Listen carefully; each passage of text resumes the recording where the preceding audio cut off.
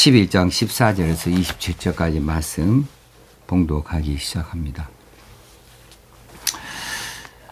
아침이 되매 다윗이 편지를 써서 우리아의 손에 들려 요압에게 보내니 그 편지에 써서 이르기를 너희가 우리아를 맹렬한 싸움에 앞세워 두고 너희는 뒤로 물러가서 그로 맞아 죽게 하라 하였더라.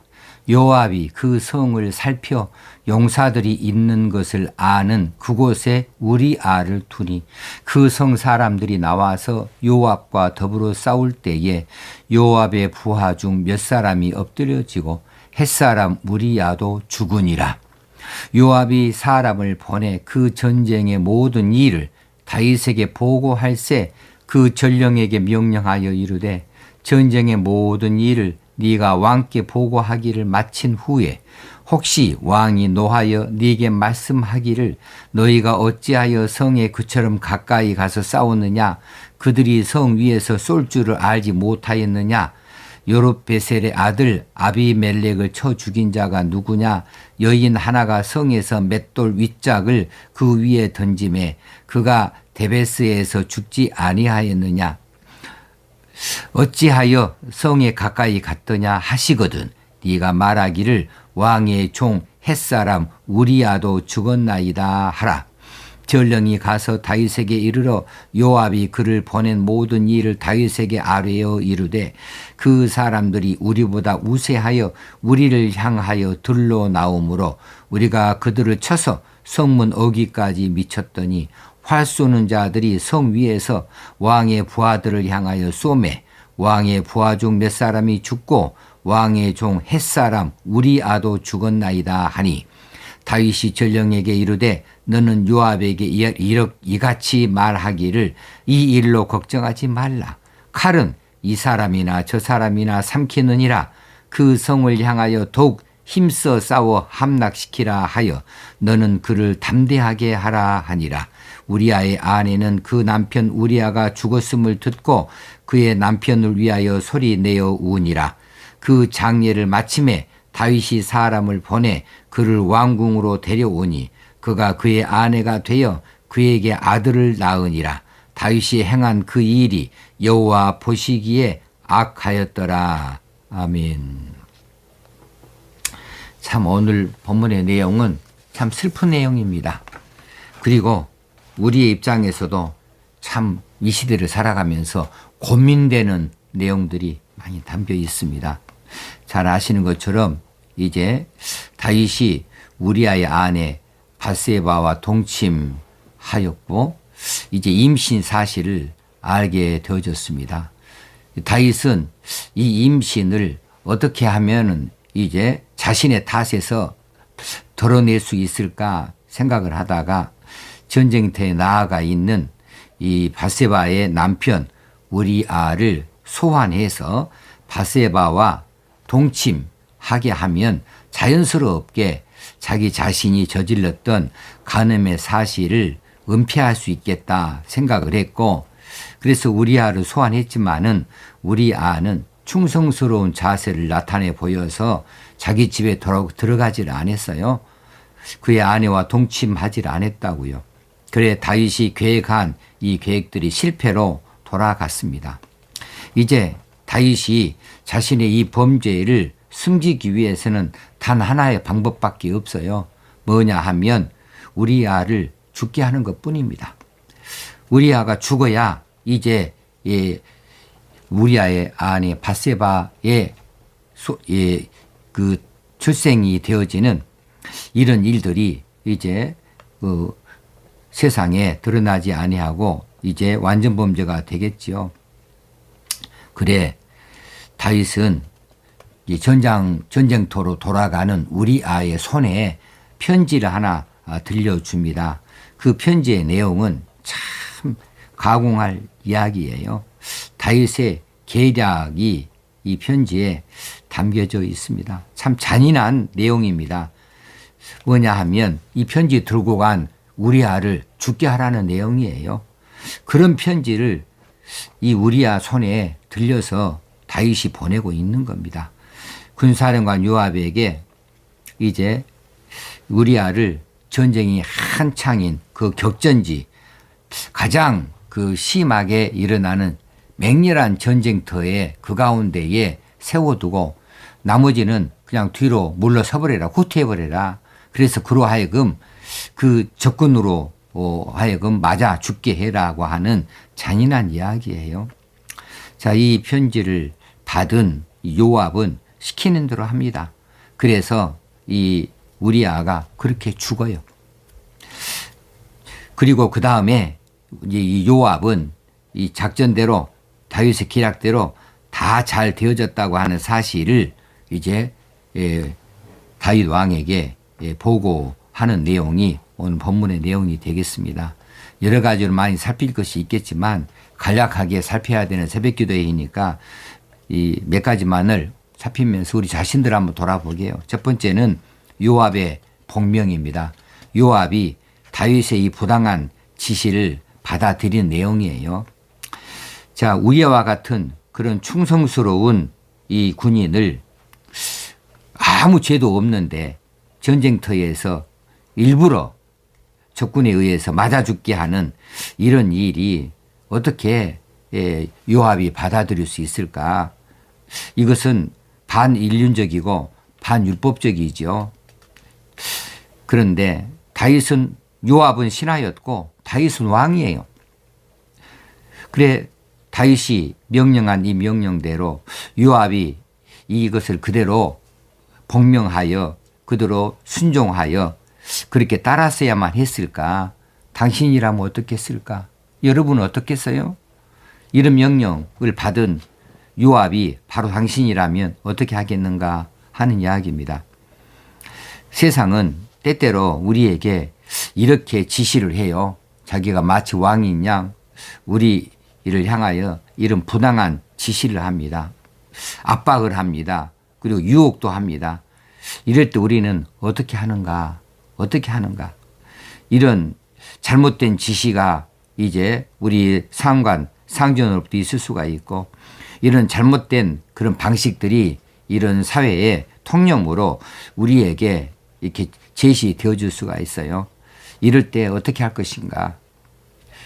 이것이 하나님께 부끄러운 일이라고 한다면 우리는 당연히 노 해야 되죠. 물론 이렇게 노 하고 나면 고난이 있어요. 피박이 있어요. 그렇죠. 불이익이 있어요. 당연히 그럴 겁니다. 이것이 무서워서 우리가 이제 슬며시 모른 채 하고 이런 부당한 지시, 잘못된 이런 방법들을 따르고 있지 않습니까?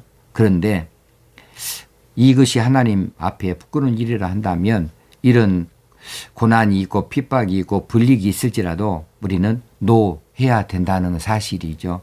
왜냐하면 그것들은 일시적인 그런 고난이 되기 때문에 그렇습니다. 그러나 하나님 뜻을 따르게 되어지면 하나님께로부터 영원토록 오래토록 풍성한 칭찬과 상급을 얻을 수 있기 까닭에 그렇습니다. 예수님이 우리를 위해서 십자가에서 피 흘려 죽어주셨다. 우리 죄를 대신하기 위하여 피 흘려 죽으셨다 생각을 한다면 우리가 또 이 죄를 저지를 수는 없잖아요. 예수의 피로 우리가 거듭났다 한다면 이런 건 뻔히 알면서 우리가 그 부당한 지시, 죄 지는 일에 우리가 나아갈 수는 없지 않습니까?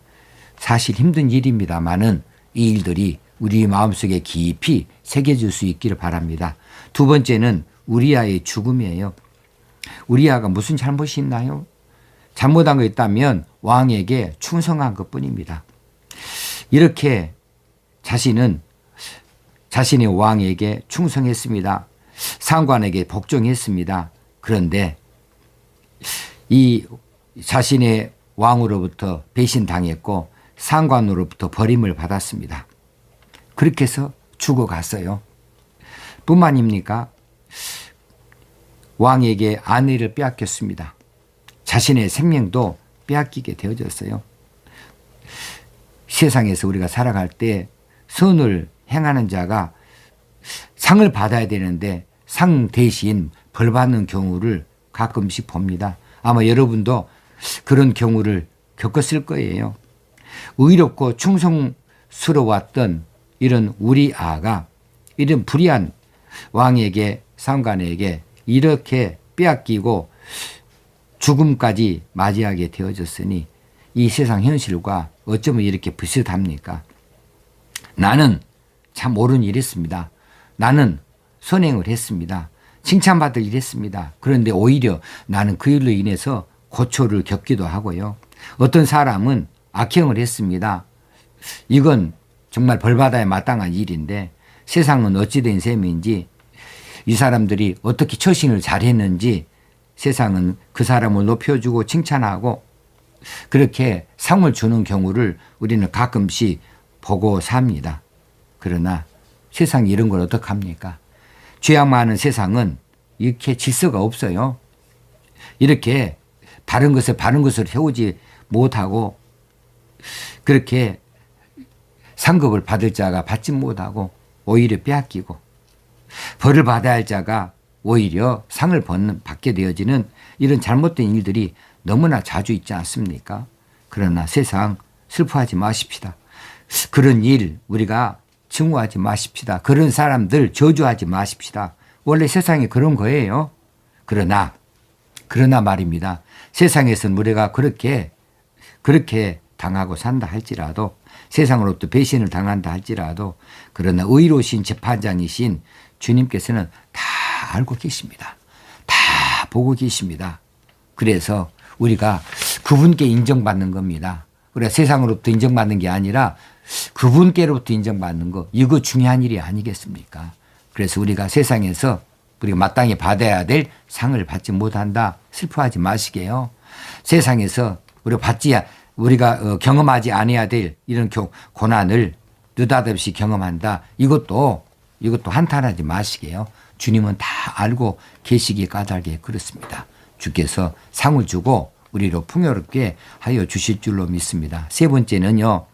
요압의 보고서예요. 요압이 이제 그 결과를 왕에게 보고하고 있습니다. 어떤 보고입니까? 전쟁의 형편을 보고하는 척 했지만은 실제로는 이제 우리아가 죽었다. 왕의 명령을 내가 수행했다라고 하는 내용이지요.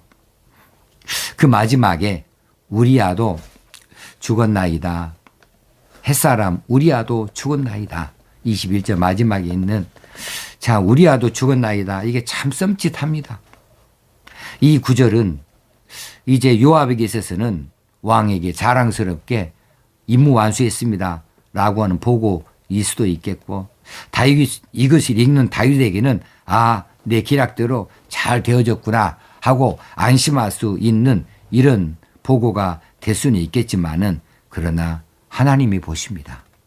우리아도 죽었나이다. 이것도 하나님이 보시는 내용이거든요. 하나님 보시기에는 무엇입니까? 이것은 악한 일입니다. 그래서 27절에 다윗의 소위가 여호와 보시기에 악하였다. 이렇게 보고하고 있는 겁니다. 다윗이 행한 그 일이 여호와 보시기에 악하였더라. 그러면 어떻게 되어지는 겁니까? 여호와 보시기에 악하였다고 한다면 우리아도 죽었나이다. 이 보고는 재앙의 시작이죠. 준엄한 하나님의 징계가 이제 예비되어졌고 다윗 왕가의 재앙이 시작되어지는 이런 보고가 되어지는 거 아니겠습니까? 우리는 항상 마지막이 좋아야 됩니다. 마지막이 좋아야 다 좋은 거예요. 우리의 마지막은 언제입니까? 하나님 앞에 서는 거 아닙니까? 하나님 앞에 섰을 때에 그때에 좋아야 되지 않겠습니까? 하나님의 심판의 자리에서 하나님께서 우리에게 뭐라고 말씀하실까? 여호와 보시기에 악하였더라 하는 인생 되어져서는 아니 되잖아요. 하나님께서 우리를 칭찬하시고 착하고 충성된 종이라고 면류관을 주시는 이런 마지막을 우리가 맞이해야 되지 않겠습니까? 우리야도 죽었나이다. 이런 슬픈 내용이 우리 생애 가운데 있어서는 아니 되겠습니다. 오늘도 하나님께서 우리 주신 이 말씀을 묵상하는 중에 성령께서 주신 은혜가 넘쳐나게 되어지길 바랍니다. 우리 자신을 돌아보게 되어지고 새로운 힘과 용기를 얻을 수 있게 되어지고 도전할 수 있는 여러분과 제가 되어줄 수 있길 바랍니다. 기도하겠습니다. 하나님 아버지 오늘 이 새벽에 말씀하여 주신 것을 감사합니다. 이 말씀을 깊이 새기게 하여 주옵소서. 또 새기고 또 듣고 또 새기고 그리하여서 우리가 하나님 앞에 합당한 자로 서게 하여 주시고 하나님께 이제 부정적인 말을 듣지 아니하고 하나님께 긍정적인 평가를 얻게 되어지기 원합니다. 세상에 우리가 좋은 평가를 얻는 것보다 하나님께 좋은 평가 얻는 데에 우리가 열심을 내게 하여 주시옵소서. 오늘 하루도 하나님 뜻을 이루며 살아가는 저희들 되어지도록 성령님이여 힘주시옵소서. 능력을 붙여주시옵소서. 우리 주님 예수님의 이름으로 기도드리옵나이다. 아멘. 코로나19 확산이 무섭습니다. 우리가 더 조심하시고 더 경계하여서 이런 확산이 더 이상 진행되지 않도록 우리가 열심을 다해야 되고 우리 책임을 다할 수 있어야 되겠습니다. 그리고 이 종식을 위하여서 간절하게 하나님께 함께 기도하는 하루가 되어줄 수 있기 바랍니다. 오늘도 평안하시길 축원합니다.